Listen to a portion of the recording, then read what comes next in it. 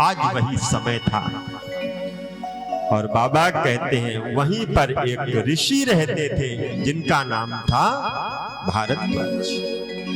बाबा कहते हैं बड़े भाव के साथ, हे जी भरद्वाज मुनि बसहि प्रयागा,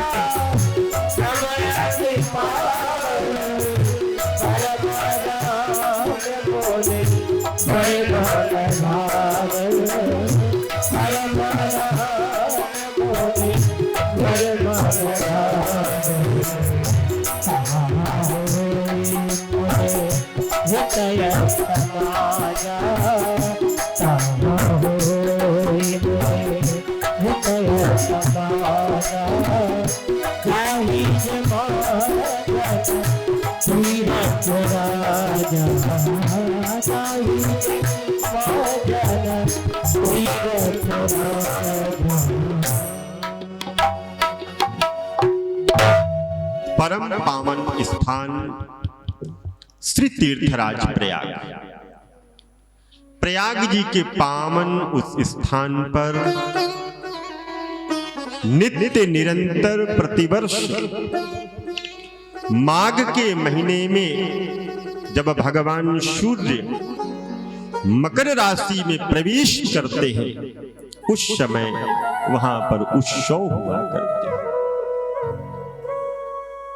आज बहुत सुंदर सुंदर उत्सव हो रहे हैं। कहीं पर दिव्य संत बैठ करके यज्ञ कर रहे हैं, कहीं पर अनुष्ठान हो रहे हैं, कहीं पर भक्ति की गंगा बह रही है, कहीं पर भागवत की त्रिवेणी बह रही है, कहीं पर संतों की पवित्र सरस्वती की गंगा प्रवाहित हो रही है। ऐसे स्थान पर संत पुरुष बैठ करके भगवान की कथा करते। माघ के महीने में इतना अत्यधिक पुण्य का स्थान वो बताया गया है कि आप माघ के महीने में तीर्थराज प्रयाग नहीं जा सकते, कोई दिक्कत नहीं है। आप अपने घर पर ही प्रातःकाल जो घर है, घर के अंदर जो स्थान स्नान का बना रखा है, वहीं पर आप थोड़ा सा जल गंगा का एक बाल्टी में डालिए और हर हर गंगे करते हुए अपने ऊपर डालिए, वही फल प्राप्त होता है। गंगा तब दर्शनार्थ मुक्ति, गंगा के दर्शन करने से जीव की मुक्ति हो जाती है। दर्शन करने से जीव की मुक्ति हो जाती, पान करने से मुक्ति हो जाती। जरूरी नहीं आप स्नान करिए, केवल नाम लेने से भी जीव की मुक्ति हो जाती। आज वहां पर बहुत से संत आते हैं। भरद्वाज जी का पावन आश्रम है वहीं पर, और भरद्वाज जी के पावन आश्रम में बहुत से संत महापुरुष आकर के बैठते हैं।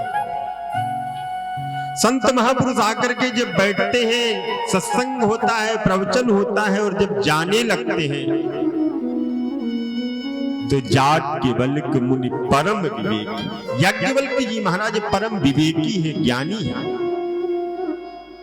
जब आपके मन में कोई संशय हो, कोई प्रश्न उठे, तो निश्चित रूप से ऐसे कार्यों को करना चाहिए कि हमारे किसी न किसी तरह से हमारे अंदर ये जो संशय रूपी कीड़ा उत्पन्न हो गया है, ये संशय रूपी कीड़ा किसी न किसी तरह से हमारा दूर हो जाए। हमारे मन में ऐसा विचार होना चाहिए। सारा का सारा समाज आज एकत्रित है, और एकत्रित होने के साथ सभी संत जा रहे हैं। भगवान बेणी माधव का मंदिर है, अक्षय वट है। अक्षय वट के दर्शन करे, बेणी माधव का सुंदर सुंदर सा श्रृंगार किए, पूजन किए। 1 महीने तक आनंद होने लगा, और आज जब चलने के लिए हुए तो याज्ञवल्क्य जी ने भरद्वाज जी के पैरों का वंदन किया, प्रणाम किया। प्रभु, हम चल रहे हैं, हम आपको प्रणाम करते हैं।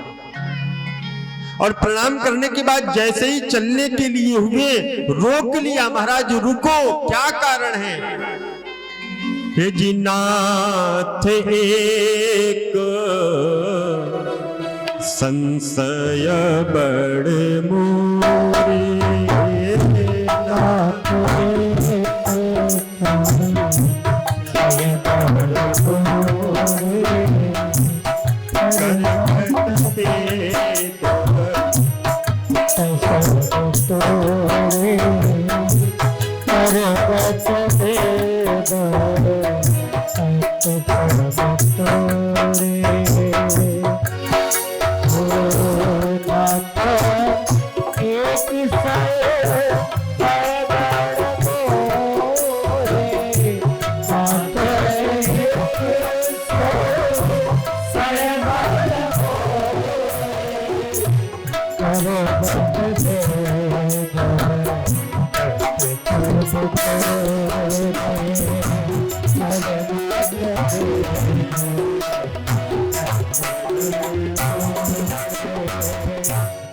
प्रभु आप जा रहे हैं, मैं आपको वंदन करता हूं। इतने इतने संत महापुरुष सभी आए यहाँ पर, और आज ही नहीं, अनेकानेक समय से दिव्य सत्संग भी हो रहा है, परंतु मेरे मन में एक संशय हो रहा है। जब आपके मन में कोई संशय रूपी कीड़े का जन्म हो जाता है ना, तो वो निश्चित रूप से संशय बना ही रहता है, और संशय व्यक्ति को बैठने नहीं देता है। संशय व्यक्ति के अंदर किसी न किसी तरह से पंच करता रहेगा, चुभोता रहेगा, कहता रहेगा कि ये क्या है, ये क्यों है, ये कैसे है, ये कहां होना चाहिए।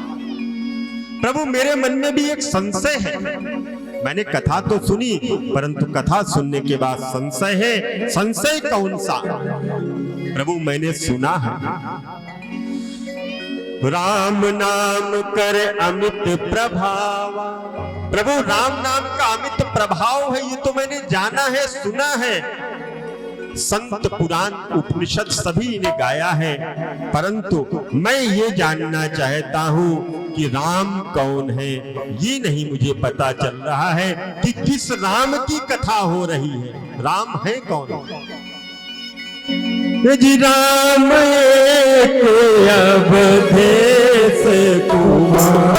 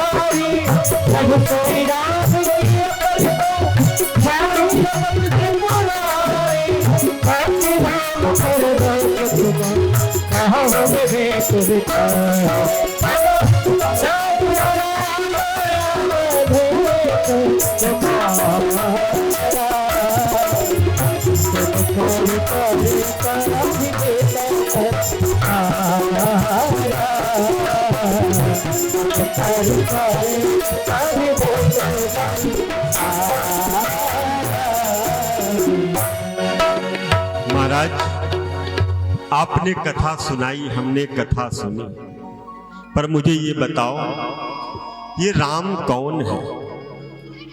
राम एक अवधेश के पुत्र महाराज दशरथ के पुत्र राम वही राम है? अगर वो राम है तो नारी के विरह में दुख को प्राप्त करते हुए जंगलों में रोते हुए क्यों घूम रहे थे? और दुख के माध्यम से उन्होंने रावण को मार डाला। रावण ही नहीं, रावण के संपूर्ण परिवार का विनाश कर दिया। मैं जानना चाहता हूं ये राम कौन है? बाबा कहते हैं कि ठीक है, जब जीव के मन में संशय उत्पन्न हो तो शंका का समाधान करना ही चाहिए, परंतु शंका का समाधान इधर उधर करते घूमोगे तो आपको समाधान नहीं मिलेगा। आपको और शंकाएं भर जाएंगी, घेर लेंगी, समेट लेंगी, लिपटा लेंगी, चिपक जाएंगी शंकाएं। फिर कहां पे मिलेगा?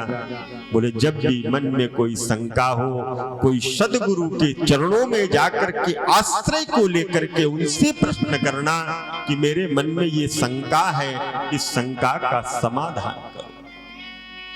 याज्ञवल्क्य जी, भरद्वाज जी महाराज आपस में चर्चा करते, कहते आपकी शंका से ही राम कथा का प्रादुर्भाव हुआ। अगर आप न पूछते राम कौन है तो राम कथा का बोलो जन्म नहीं हो सकता था। तो दो व्यक्तियों की शंका के समाधान के माध्यम से हम सभी को बाबा तुलसी ने ये राम कथा दी। और कहते भी हैं एक राम दशरथ का बेटा। राम कौन? बोले एक राम दशरथ का बेटा। एक राम घट घट में बैठा। मैं बार बार कहता हूं हम में राम तुम में राम। ये घड़े हैं, ये जो शरीर है ना, ये किराए का मिला हुआ है। इसके अंदर राम है, तुम्हारे अंदर राम है, इसमें राम है, इसमें राम है। कोई ऐसा घट नहीं है, कोई ऐसा घड़ा नहीं है। घड़ा इस वजह से कह रहा हूं कि पता नहीं कब फूट जाए। हाँ? ये घड़ा, शरीर रूपी घड़ा, पता नहीं कब फूट जाए, कोई पता है?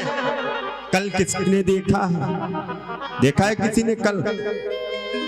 किसी ने नहीं देखा। इसलिए रोम रोम में राम बसा करके अपनी जिह्वा से हर क्षण राम के नाम को गाते रहो। पता नहीं कि श्वास को आमन होए न होए, पता नहीं कौन सी श्वास आएगी या नहीं आएगी।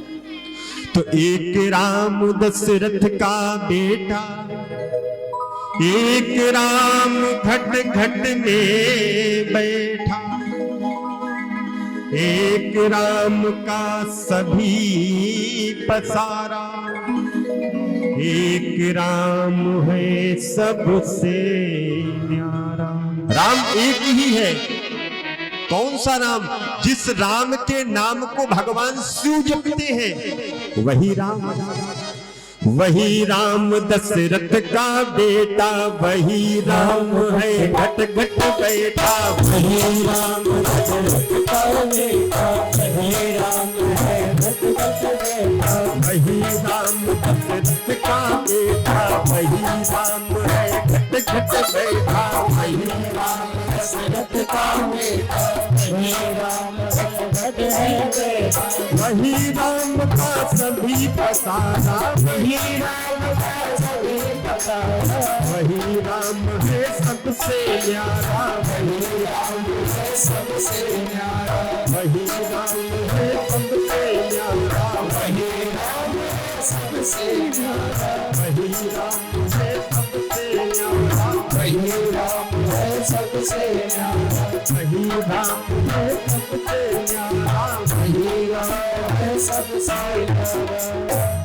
श्री राम जय राम, जय जय राम, श्री राम जय राम, जय जय राम। अच्छा, राम कौन है पता है आपको? पता है? अभी भी नहीं पता चला? बोलो, पता चला? वही राम है, वही राम दशरथ का बेटा राम है, वही राम घट घट में बैठा है, वही राम का जगत पसारा और उसी राम का सबसे न्यारा।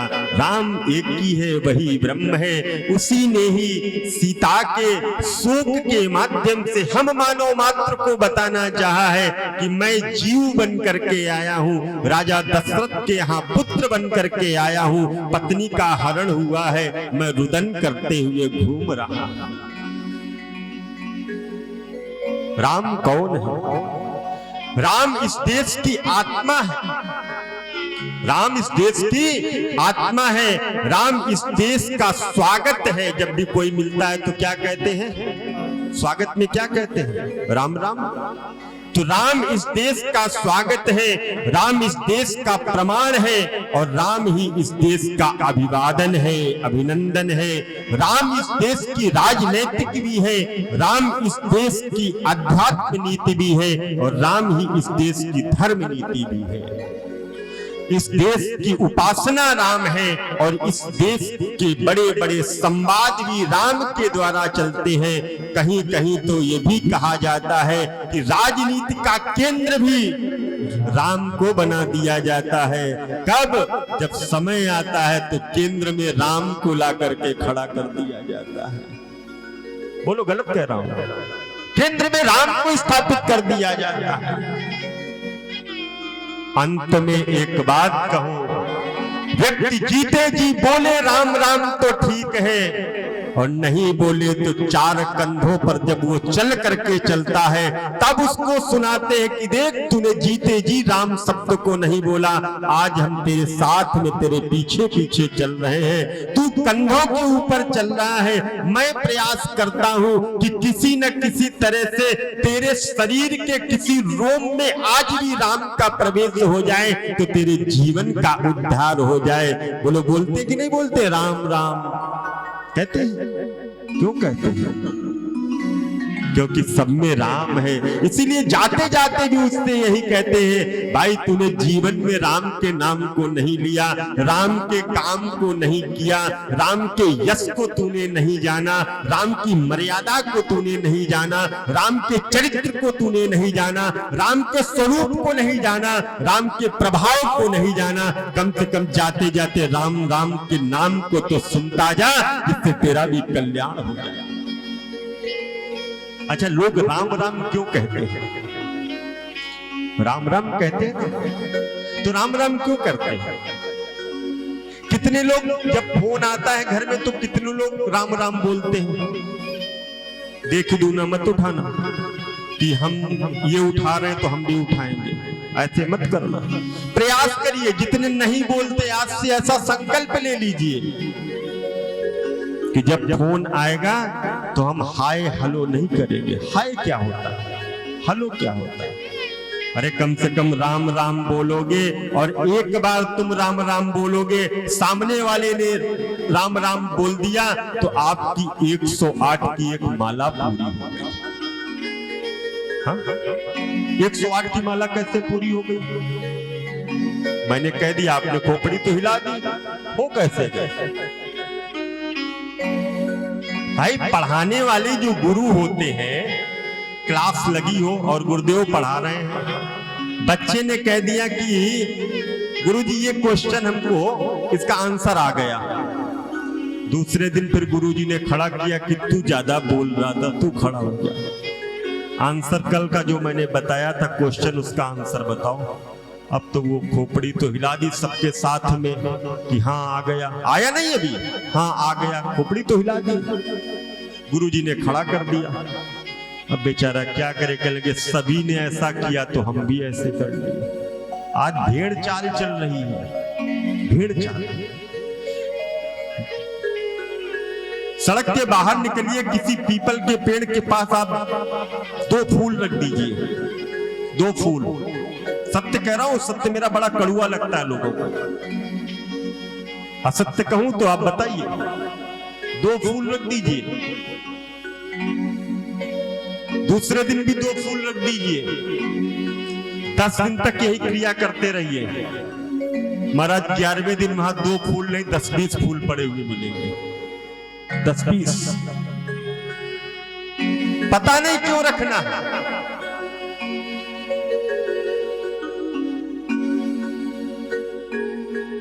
बड़ी दूर से सप्रा जी आए हैं हमारे बीच में, हर्सल लाइन से। 2 फूल रख दीजिए तो वहां पर 2-4-5 दिनों के बाद में 10-20 फूल मिल जाएंगे। पता नहीं क्यों रखे हैं, कि उन्होंने रखा तो हमने ऐसे कर दिया, उन्होंने ऐसा किया तो हमने ऐसा कर दिया। आज गुरुदेव ने पूछा कि भाई राम कथा जो है इसका राम कौन है? राम क्या वही राम है? बोले हाँ, सब में एक ही राम है। और राम राम जब व्यक्ति बोलता है तो उसकी 2 मालाएं एक साथ में पूरी होती हैं। राम राम जी राम राम। सड़क पे चलते हुए, पार्क में सुबह घूमने जाइए, एक ही काम बोलिए, राम राम जी राम राम। घर में बच्चों के साथ राम राम जी राम राम। तो राम राम कहने का मतलब है, हिंदी की जो वर्णमाला है उसमें रा अक्षर देखिएगा 27वां अक्षर आता है। रा अक्षर जो है हिंदी की वर्णमाला में 27वां अक्षर आता है। और इसके बाद आ का डंडा देखिएगा तो छोटा आ, और फिर इसके बाद बड़ा आ, एक हो गया। आ का जो डंडा है वो रा के पीछे आ हो गया, दूसरा अक्षर आएगा। ठीक है, जोड़िएगा 27 और दूसरा आ का डंडा 2, और इसके बाद में 25। माँ को देखिएगा कहां पे आता है 25। जोड़िएगा कितने हो गए? 54, 54। एक राम हो गया, एक राम हो गया। अब हमको राम नहीं बोलना, जब भी आप बोलते हैं तो क्या बोलते हैं? राम राम। और बहुत से लोग तो कहते हैं कि जितनी जल्दी मालाएं पूरी हो, राम राम जी राम राम 2 बार बोल देते। एक माला वो कर लेते हैं और दूसरी माला सामने वाला राम राम भैया राम राम। कैसे हो? राम राम जी राम राम, बहुत अच्छे हैं। राम राम जी राम राम, बहुत बढ़िया है। क्या चल रहा है? राम राम जी बहुत अच्छा चल रहा है। कैसे चल रहा है? सब कुछ राम जी कर रहे हैं, इसलिए राम राम, श्री राम जय राम, श्री राम जय राम। जय राम। श्री राम जय राम। जय जय राम। तो ऐसी राम नाम की महिमा है। बाबा ने बताया वही राम है, वही राम दशरथ का बेटा, वही राम घट घट में बैठा, वही राम का जगत पसारा, वही राम है सबसे न्यारा। राम कोई और नहीं, वही राम है जिस राम के नाम को भगवान महादेव गाते हैं। और महादेव गाते गाते एक बार भगवती देवी सती के साथ में भगवान भोलेनाथ कैलाश से नीचे उतरे हैं और पहुंचे हैं एक संत के यहाँ पर। कौन से संत?